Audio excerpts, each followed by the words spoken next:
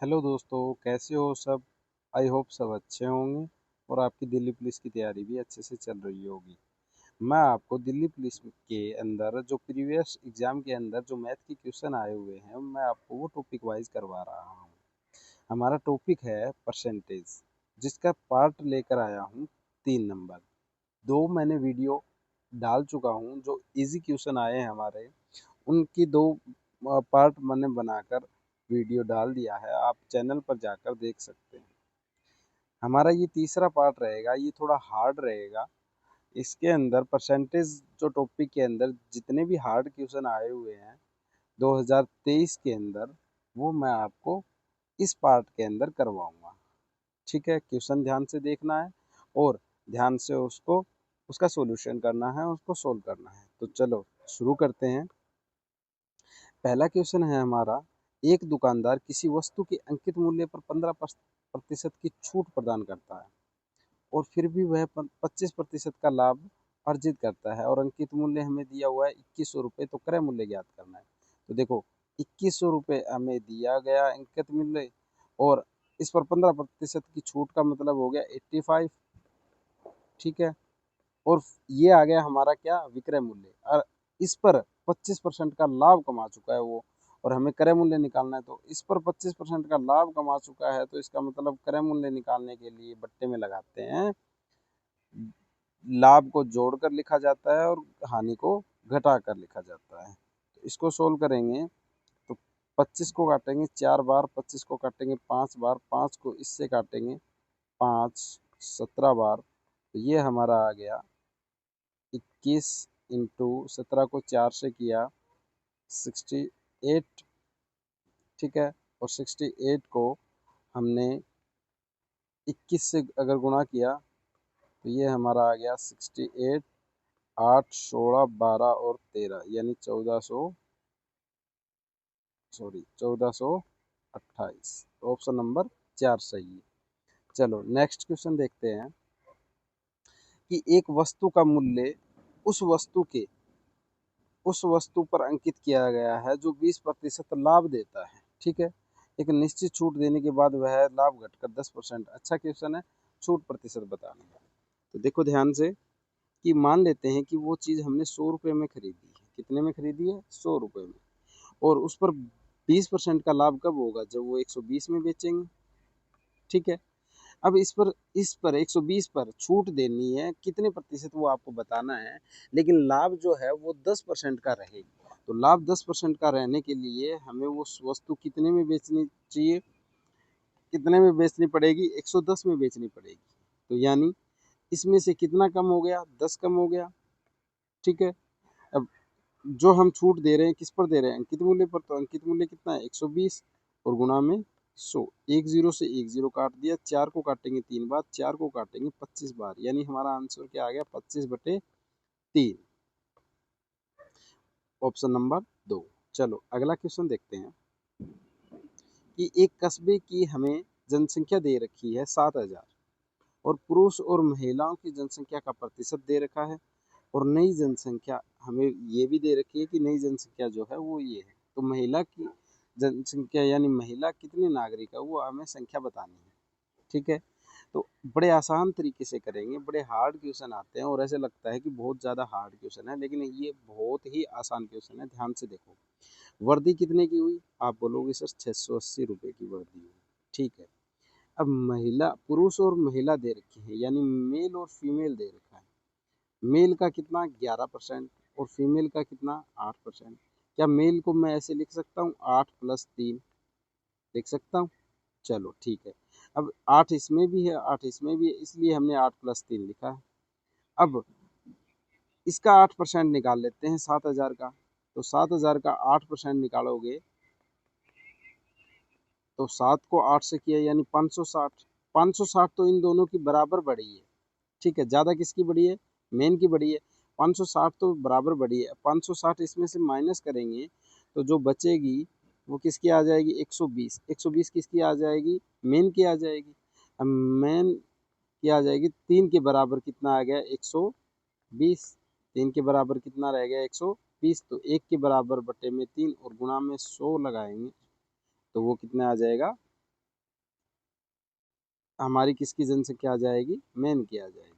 3 को इससे काटेंगे 40 बार, 4 को इससे गुणा करेंगे तो 4000। 4000 अगर मैन है 7000 में से, तो महिलाएं कितनी रह जाएंगी? 4000 अगर पुरुषों की संख्या आ गई तो महिलाएं कितनी रह जाएगी? आप बोलोगे सर 3000 रह जाएगी। Option number 2। चलो अगला क्वेश्चन देखते हैं। एक्स, देखो एक्स से डरना मत। एक्स माना कि एक्स है, माना कि 100 है, तो ये तो हमारे मैथ के अंदर चलता रहेगा, तो डरना नहीं है। यदि एक्स का 60% वाई के 40% बराबर हो तो एक्स और वाई का मान, बड़ा सिंपल सा क्वेश्चन है। एक्स सॉरी एक्स का की जगह क्या लगाते हैं हम? गुणा का निशान। एक्स का की जगह गुणा का निशान, और 60% के बदले में क्या लगाते हैं? बट्टा में 100%। का मतलब क्या होता है? बट्टा में 100 होता है। वाई का की जगह क्या लगाते हैं? गुणा का निशान, और 40/100 यानी प्रतिशत की जगह क्या लिखते हैं? बट्टे में 100। 100 से 100 कट गया, एक जीरो से एक जीरो कट गया, तो कितना बचा? ये y है, ये बट्टे में ले आते हैं, यानी y को इस साइड ले आते हैं और 6 को उस साइड ले जाते हैं, तो ये 6 बट्टे में y आ जाएगा, और ये 4 बट्टे में 6 आ जाएगा। 2 से काटेंगे 2/3, यानी x और y का अनुपात कितना आ गया? 2 और अनुपात 3।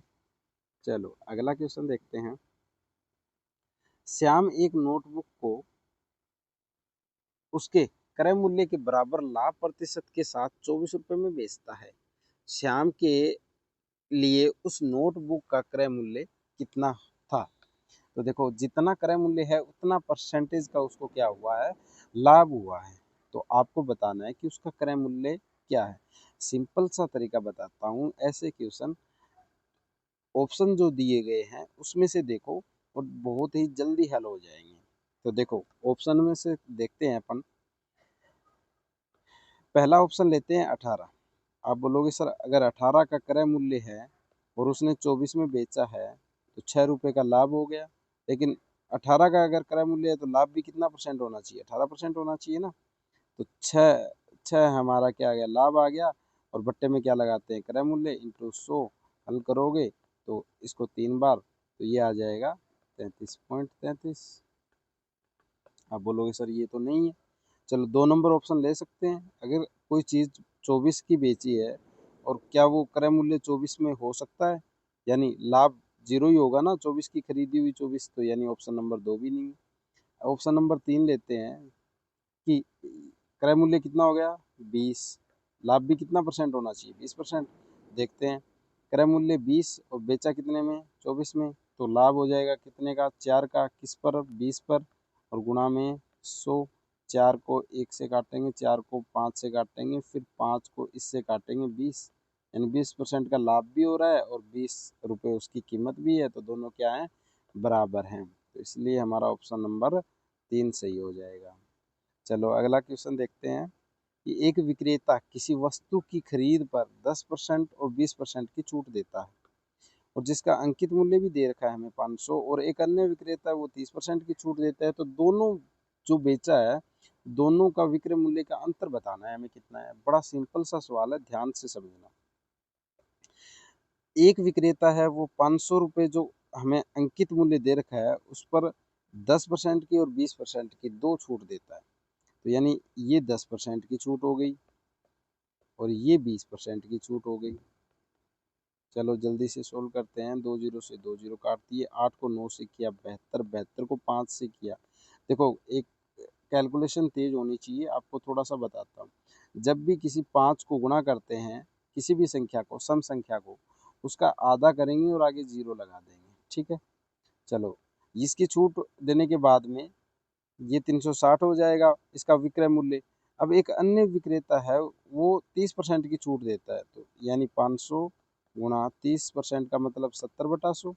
2 जीरो से 2 जीरो, इसको गुणा करेंगे 7 को 5 से किया 35, यानी ये तो 350 में और ये 360 में, अंतर कितने का आ गया? आप बोलोगे सर 10 रुपये का अंतर आ गया। Option number 1। चलो अगला क्वेश्चन देखते हैं कि एक कुर्सी का अंकित मूल्य दे रखा है 1200 रुपये था। यह कीमत इसके क्रय मूल्य से 20% अधिक थी। आप बोलोगे यहाँ तो ये है कि अगर क्रय मूल्य पर 20% अधिक थी तो क्रय मूल्य कितना हो जाएगा 1000, क्योंकि 20% का मतलब कोई चीज़ 100 की है तो वो कितने की 120 की, अगर कोई चीज़ 1000 की है तो वो कितने की हो जाएगी 1200 की, तभी तो उसका अंकित मूल्य 1200 आया है, क्योंकि उसका क्रय मूल्य कितना है 1000। तो हमने क्रय मूल्य निकाल लिया, कितना आया 1000।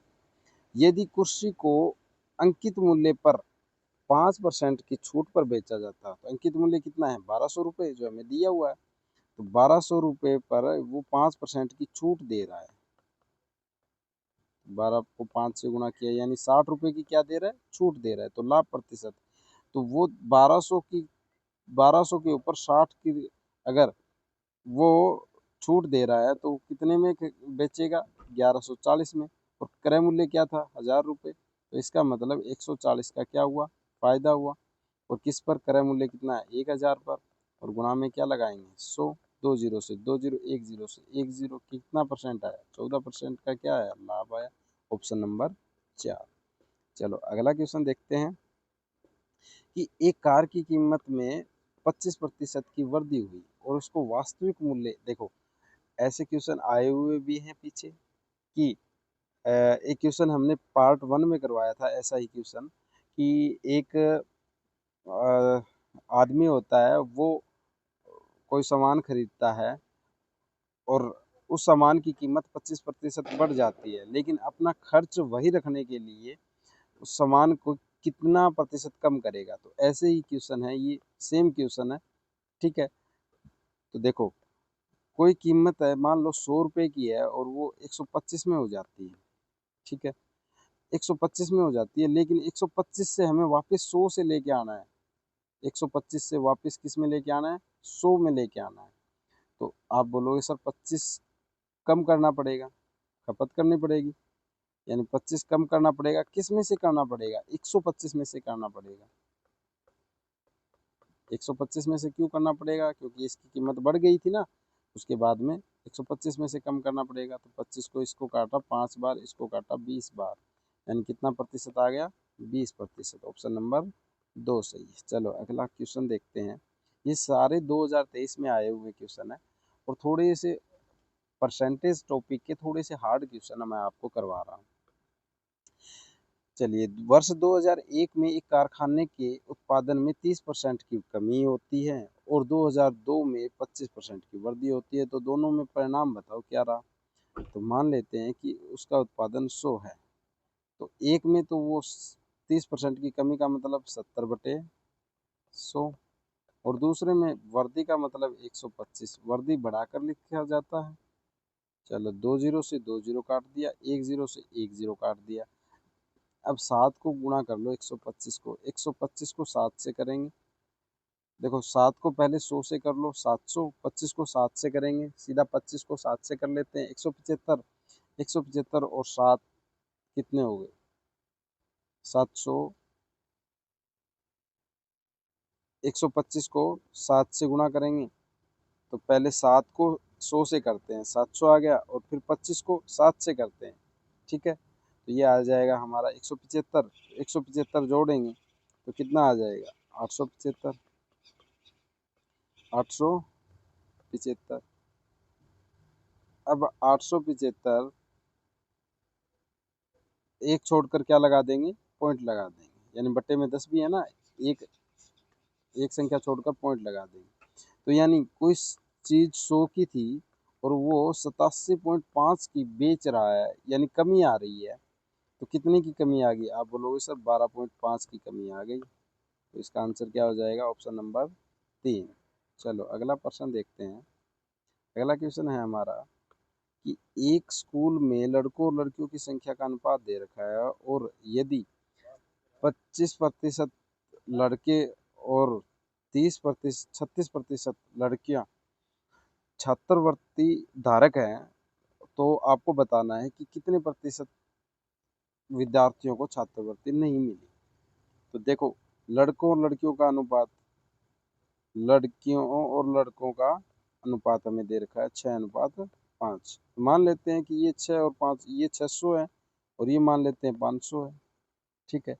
अब इसमें से 25 को मिल गई, कितने को नहीं मिली 75 को नहीं मिली, और इसमें से 36 को मिल गई और 500 में से 36% को मिल गई, तो कितने को नहीं मिली? आप बोलोगे सर 64 को नहीं मिली। चलो 2 जीरो से 2 जीरो काट देते हैं, इसको इससे गुणा करेंगे। 5 को 6 से किया 30, 7 को 6 से किया 42 और 3 45। 2 जीरो से 2 जीरो काट देते हैं। देखो सम संख्या जब हो तो इसका आधा कर लिया करो, 32 आगे 2 जीरो लगा लिया करो। तो यानी ये तो हो गए कितने 450 और ये हो गए कितने 320। जोड़ेंगे क्योंकि हमें टोटल बताना है ना, तो टोटल कितनों को नहीं मिली? आप बोलोगे सर 770 को नहीं मिली। और टोटल वैसे थे कितने? 600 और 500 कितने थे? 1100 थे। अब 770 को नहीं मिली, कितने में? 1100 में से, और गुणा में 100, परसेंटेज निकल आएगा। 2 जीरो से 2 जीरो, 7 को इससे काटेंगे 70, कितना परसेंट निकल के आया? 70%। Option number 2।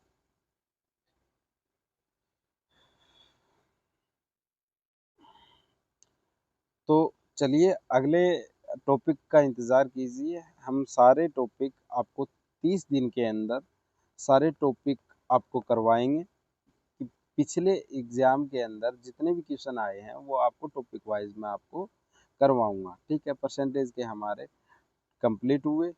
इससे ज़्यादा आपको हार्ड देखने को नहीं मिलेगा। आप इस वीडियो को ध्यान से देखें और सवाल को निकालें। बस संख्याएं चेंज हो सकती हैं, बाकी वैसे का वैसा पैटर्न रहता है दिल्ली पुलिस का।